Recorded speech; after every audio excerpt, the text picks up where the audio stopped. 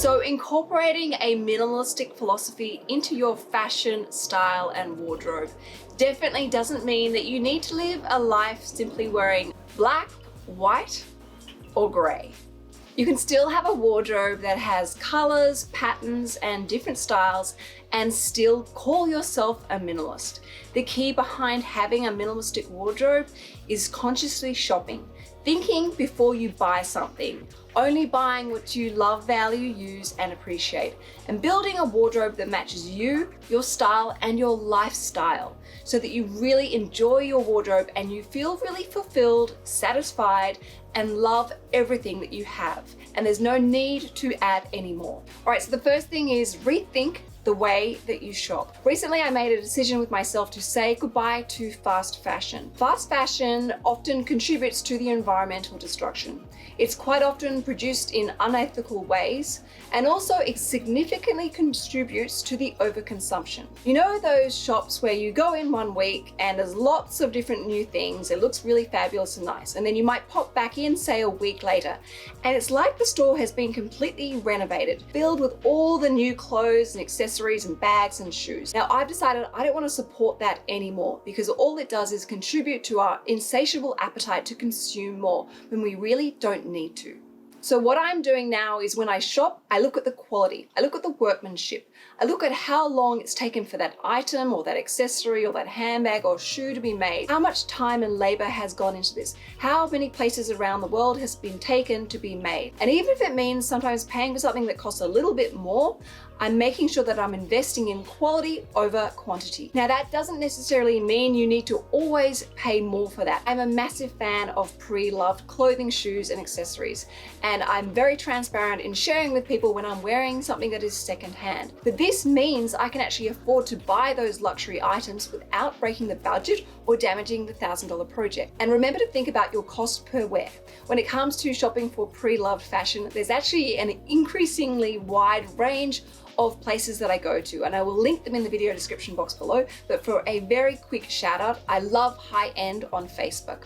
I also love Shop Your Frocks on Instagram. One of the brands that I love the most, which are ethically produced, create fantastic classics that don't succumb to this high trend fashion where it changes from season to season, is Everlane. And I've linked the details of this below, as well as the Everlane items that I'm wearing. And I also love following Faye Delanty from the Salvation Store because she always manages to style and put together the most beautiful, elegant, and chic outfits. And that money, of course, goes to charity. So not only are you keeping yourself looking chic and fashionable, but you're also helping support a charity, which is incredibly important. Another important tip to think about the way that you shop is to shop with a calm, rational headspace. You are going to make regretful purchases if you go shopping when you're hungry, tired, or emotional. They're going to be purchases that don't satisfy you, and you'll end up going back to the store trying to fix that hole in your heart again, and you'll end up wasting money. Second thing to think about when it comes to building a really efficient minimalistic wardrobe, and that is accessories. Stopping to take the time and think about what accessories you can add to your outfit to take it from something that's really very basic to something that's really very chic and original. Think about what earrings can you add, or maybe there's a beautiful cuff that you can put on with nothing else, or maybe a nice, loud and proud statement necklace.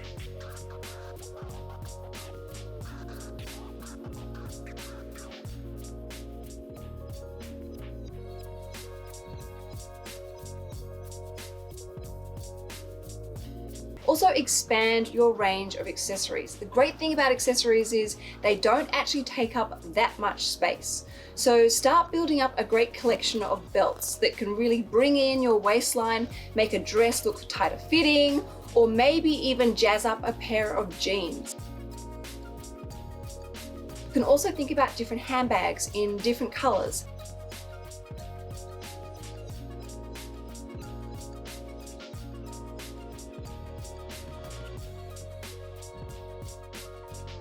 And the great thing is when you mix up all your different accessories, it's like you've built a whole other new outfit and it hasn't cost you anything.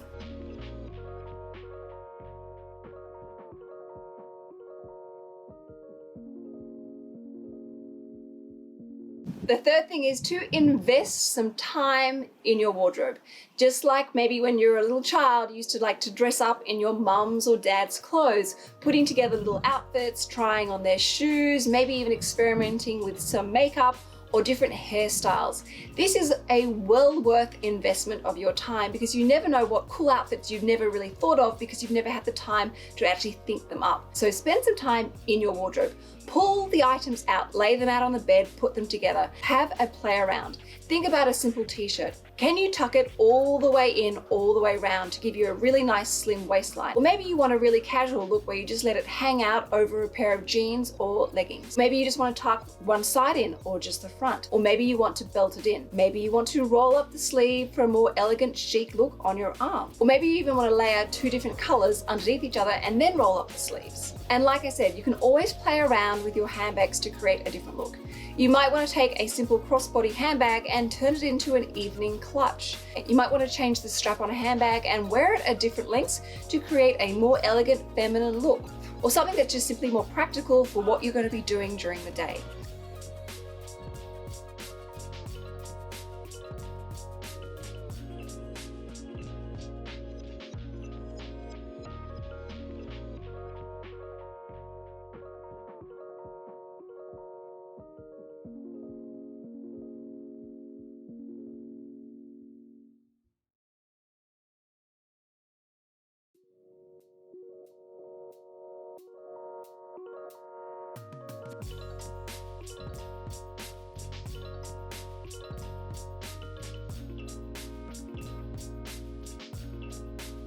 Stop and invest time playing in your wardrobe. It will really pay off. And also it is actually so much fun. The fourth thing to think about is taking a core and satellite fashion investment strategy. Now, this is something that really applies in the finance world, but essentially the bulk of your portfolio is held in a core portfolio, and then you have particular stocks that you're really passionate about in the satellite investments. What I'm talking about is staples and those fun pieces that you can mix and interchange with those core foundations of your wardrobe. A great tip to get to know what your core pieces are in your wardrobe and what your satellite pieces are in your wardrobe is to take a photograph. Take your core piece and put it on the bed, and then grab all your satellite pieces and put it all the way around. That way you can see what pieces work really well with that core item, and again, you're able to maximize your wardrobe while still living a minimalistic philosophy.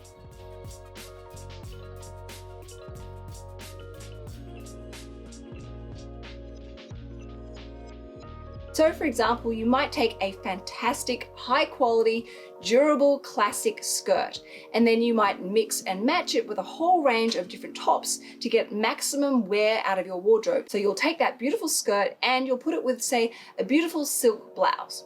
Then you might take that skirt and put it with a nice chunky woolen jumper. Or then you might take it and put it with a camisole or a very simple classic white top. And of course, then you add all those accessories that I was just talking about to maximize and create a really unique look for your wardrobe. The fifth tip is to know who you are and know what you want out of your wardrobe. Think about what your life looks like and what are the items you need to make sure it matches it and achieves those objectives for you. So I often get tempted to go out and buy lots of beautiful dresses that make me feel feminine and chic and elegant. But the reality is I spend a lot of my time running around after Rocco and Apple and then heading into the office. So the reality is I need really versatile pieces that I can put on that work for me as a mum and I can run around, but then pieces that I can quickly put on a blazer and head into the office to see a client. So think about what your life involves, the type of clothes that you need to be wearing in those circumstances, and then spend time thinking about what styles you really like and start shopping to those styles. Stop and acknowledge what styles really inspire you and start building a wardrobe that is around that inspiration. Remember, your style is an expression of your own personality, so you want to make sure you do it properly and you do it mindfully, and that means shopping mindfully. So I guess what I'm trying to say is identify your magnet. Notice what catches your eye and why. And then of course, think about your color scheme, think about your cuts, and most importantly, think about the fabrics that you really love wearing. Like I absolutely love wearing cashmere, I love wearing silk, and I love wearing cotton because it breathes in Australian summer. So at the end of the day, it is definitely possible to have a bright, colorful, and interesting wardrobe and still call yourself a minimalist and be proud. The important thing is that you shop and consume mindfully, and that you make sure you are 100% happy with what you're buying. Because when you're happy with what you've got, you don't feel the insatiable appetite to head back to the shops. When you get to the stage where you're really happy with your wardrobe, cut the shops out. Whenever I have to head up to my local shopping mall, I will always come home because I've seen something that I think I want or need, and I will start coming up with excuses to justify to myself why I should go and buy it. But if I never went to the shops, I wouldn't know about it. So do yourself a huge favor, remove the toxic distractions in your life and simply avoid the shops and unfollow all those fast fashion brands. I promise you, you'll get so much time back and you'll get so much more enjoyment and value out of your wardrobe. And hey, you may even save some money along the way and you can start your own $1,000 project.